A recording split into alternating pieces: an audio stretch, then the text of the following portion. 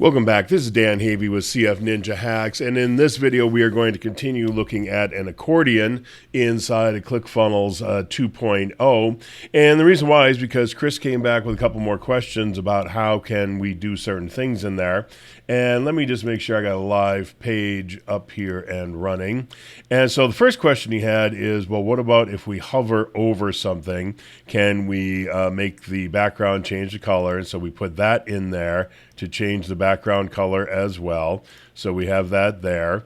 And again, this is the second version of the code wherein we have the every other section close when we open one of the other sections. So let's go in here and let's take a look at the code again.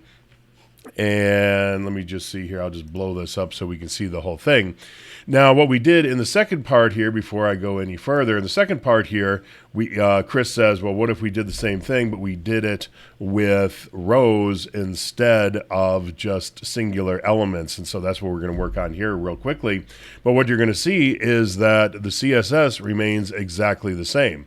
And when I did click on one of them up here, so let's say I have this one open and then I go up here and I click on this, it will close the bottom one. So you want to make sure that when you build this, normally you're not going to have more than one FAQ on a page, but if you do have more than one FAQ, make sure you do name the elements differently, and then in that case there you'll probably have to duplicate some of this code here, so you have like FAQ1 and FAQ2 in order to distinguish between the two sets, or FAQ about X, Y, and Z, and FAQ about ABC, whatever it looks like. But in this case here, I just looked at it and said, okay, well, can we use exactly the same code?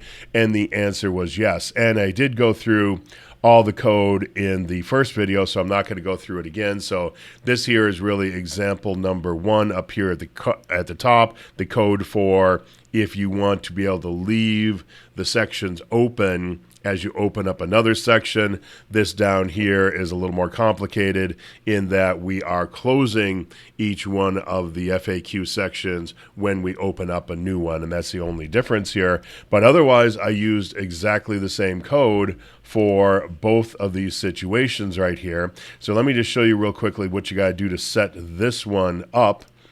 And so we will close this out. And so what I did here is I just made another section, and then I came in and I put in 3 of these top rows like this. And I just dropped in a text element. I floated the text to the left. And again, as I did on the first one, I dropped in this angle down as an icon after, and then the code tells it to float all the way over here to the right-hand side. And of course, as we said in the first video, you can change the background colors on the rows. You can change it on the element itself. You can change the padding, the borders, everything you want to change on there by any of the CSS. And that's why it's always nice to be able to use the native functions, native elements built right into ClickFunnels.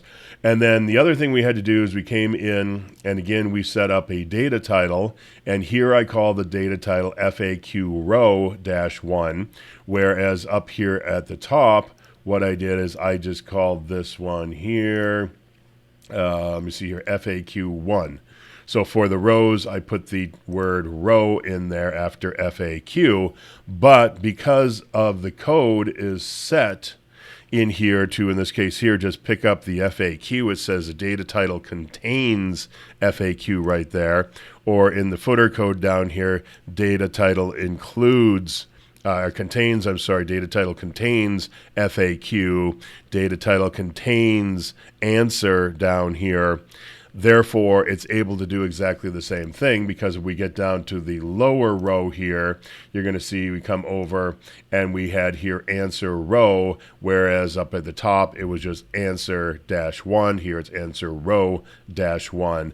But all it's looking for is the term answer or the term FAQ to be able to then do the functionality needed to be able to basically hide and show these different elements, slide them up and slide them down. And then otherwise here, so this was just a row, 2-column row, dropped an image over here, a little bit of text just to fill up some space.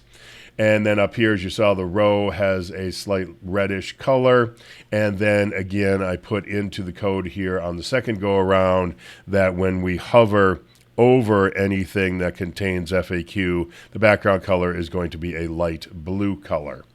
So then the two more things on here is that I put in a divider down here, but that divider is in a row, and the row, though, I took out all of the padding on the row.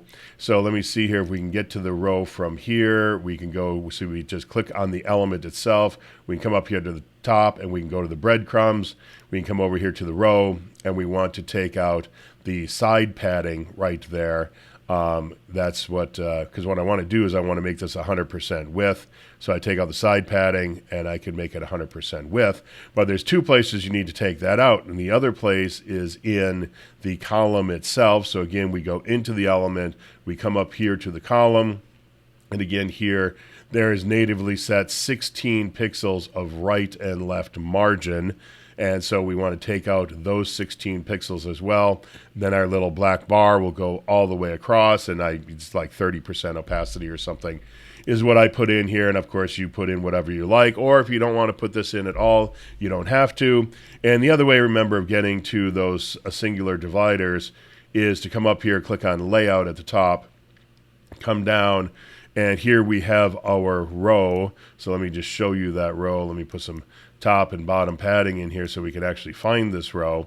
So now we can actually see the row right there, and we can come into the row, and I will put those back down to 0. But I'm showing you these two different ways here to get into an element, because this is definitely one of the best improvements, I think, in 2.0, is the ability to be able to get to the layout through here, but then also be able to click on the element. And then, like in this case here, we'll click on this element again and be able to see the breadcrumbs up here of all of its parent elements so that you can follow it back up the DOM tree to where you want to be. So that's it. We do that. And then the last thing we have to do, of course, is we have to come in here and we have to hide each of the rows with the little kitty cats in them. And we will do that. And we will hide this as well. And then we can click on Save. And then let's reload this page up here. And again, like I said earlier, you would not put 2 FAQs on a page. So as long as you have one, you can follow the code exactly that I have. If you have more than one, you're going to have to modify those data titles a little bit. So now, as we hover over this here, we get the pointy finger like we had earlier, and the background turns that blue color. And then we can, of course, open and close each individual ones like this. Or we can open up one, and then it will close when we open up the next. So there you go, just a different way of doing it. And of course, your next question is, can we do this with sections? And of course, yes, you can do this with sections. Could you do this with columns? I'd have to think about that, but then the question would be, why would you do it with columns? So if you had a really, really good use case on why to use a column, let me know, and I will see what I can do. So got any questions? Just let me know.